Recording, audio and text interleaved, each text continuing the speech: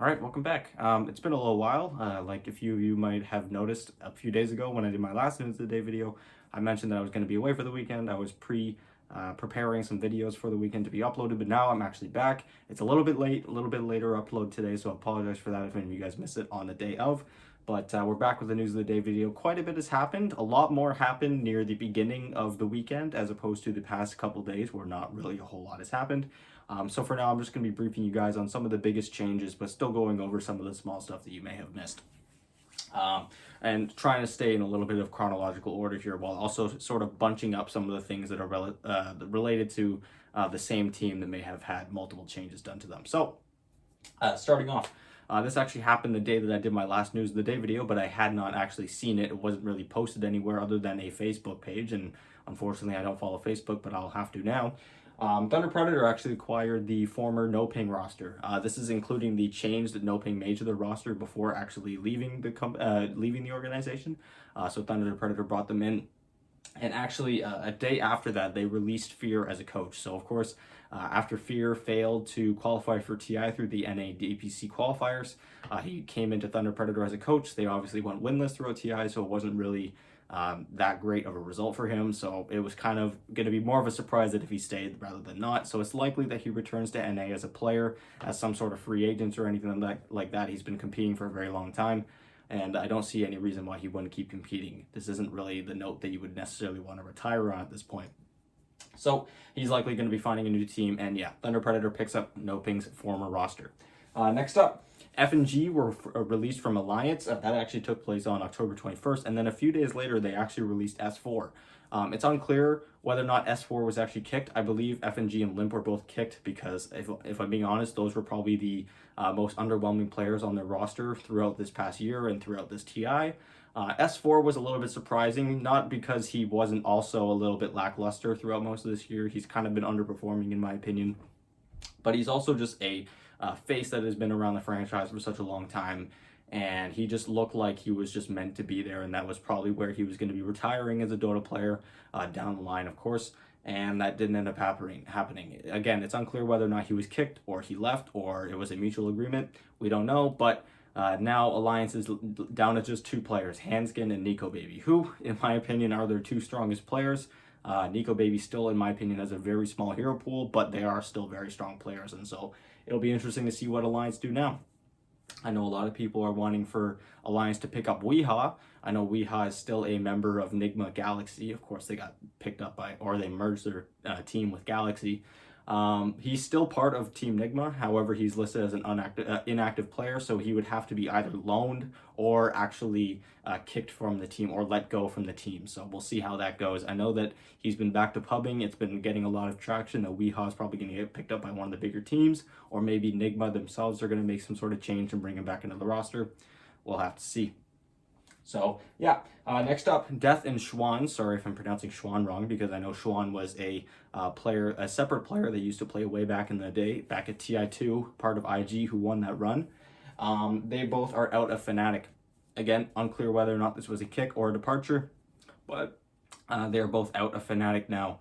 And yeah, so Fnatic again down just three players now, but it, again, it's just the beginning of the roster shuffle, so I don't think any team is really worried about not having a whole lot of players right about now.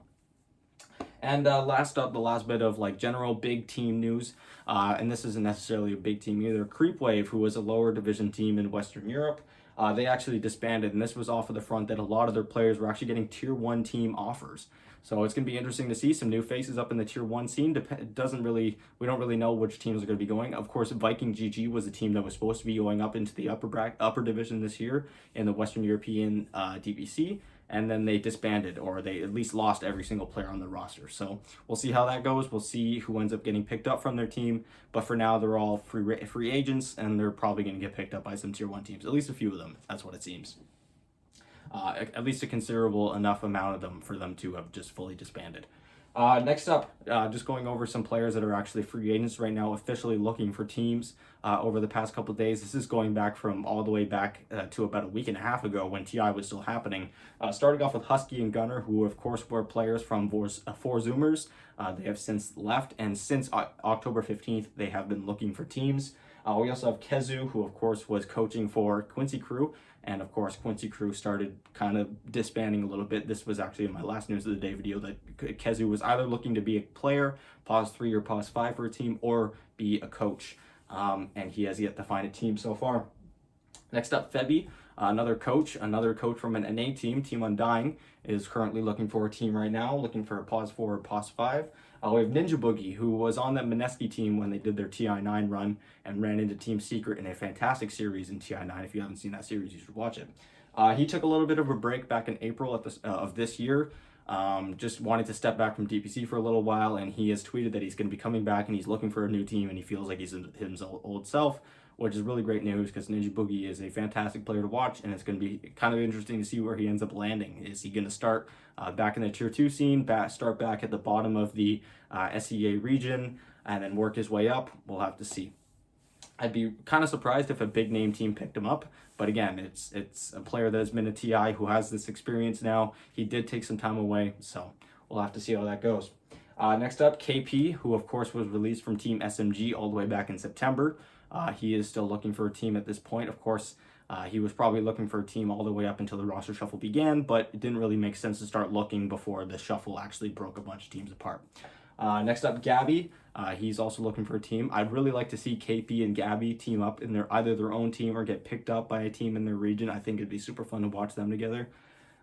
Next up, we have Crystalis, who is, I believe, a lower division player from the Eastern European region. He's looking for a team. We also have Gilger from Team Hellbear Smashers. He is looking for a team at the moment. And MSS, another member from Quincy Crew, who seems to be leaving from the sort of dismantlement of Quincy Crew to this point. He's actually looking for a team somewhere in Europe, so he's looking to switch regions entirely to this point. And yeah, that does it. That kind of brings everyone up to speed to this point. And again, sorry that there weren't any news videos over the past couple of days. I was busy. But hopefully this was enough to catch you guys up. And just one more thing I want to add.